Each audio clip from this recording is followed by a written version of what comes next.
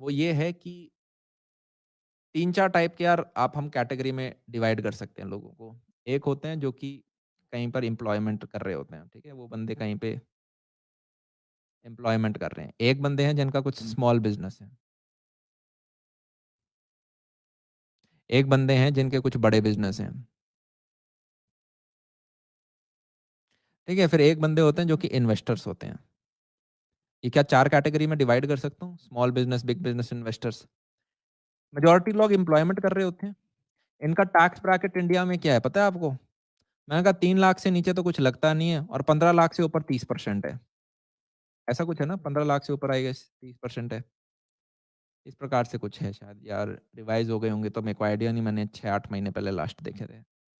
फिर small businesses की बात करते हैं। स्मॉल बिज़नेस वो जिनके अंदर यार आपने 15-20 बंदे एम्प्लॉय कर रखे हैं, 30-40 बंदे एम्प्लॉय कर रखे हैं, ठीक है? ये व्यक्ति वो होते हैं जो कि लगभग आपका 30% टैक्स दे रहे होते हैं प्लस साथ में और कुछ जीएसटी वगैरह का सौदा है तो वो और ऊपर से लगता है 18% जीएसटी वगैरह टैक्सेस और लगते हैं। फिर आते हैं आपके बड़े बिज़नेस। बड़े बिज़नेस वो लोग हैं जो कि 400-500 लोगों को एम्प्लॉय करते हैं।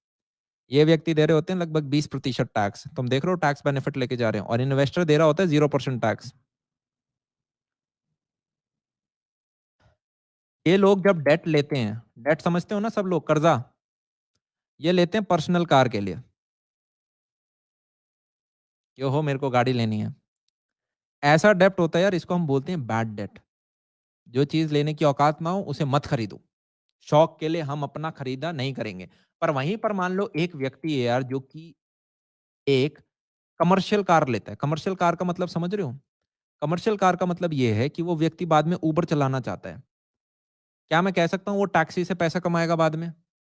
सो this is a good debt, this is a good debt. ये कोई खराब बात नहीं है। उसने अपनी लग्ज़री के लिए पैसा नहीं कम लगाया है, कर्ज़ा नहीं लिया। उसने इसलिए लिया क्योंकि यार कल को वो पैसा कमाना चाहता है। चीज़ समझ में आ रही है? गुड।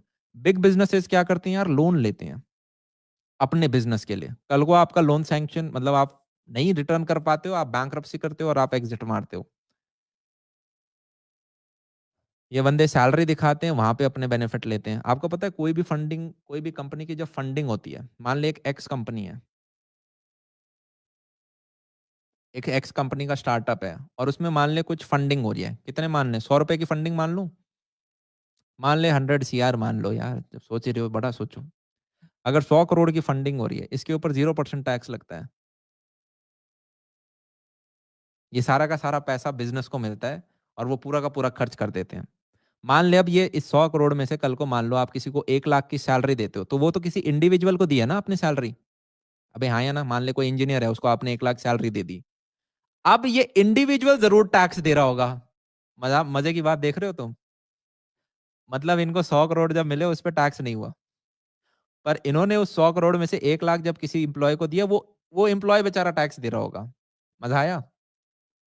तो क्या तुम देख रहे हो how the rich is getting richer and how the poor is getting more crushed, although 1 lakh वाला पुअर नहीं होता।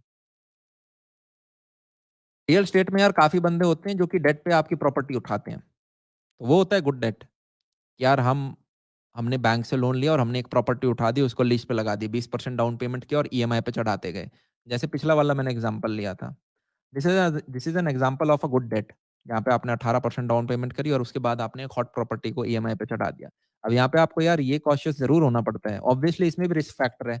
मान लो आपने गाड़ी खरीद ली टैक्सी, कल को नहीं चली, तो पैसा डूब गया, ठीक है? या फिर मान लो आपने, पर ये ऐसी चीज़ है आप गाड़ी को वापस बेच के कुछ पार्ट अपना कंपोनेंट वापस ला सकते हो। सिमिलरली रियल एस्टेट में आपने 18% में डाउन पेमेंट में ली। अब आपने इतनी गंदी प्रॉपर्टी ली, कोई रेंट ही नहीं ले रहा, तो सारी ईएमआई आप दे रहे होगे, राइट? तो इसमें भी रिस्क हैं, पर they are still called good debt. चीज़ समझ में आई?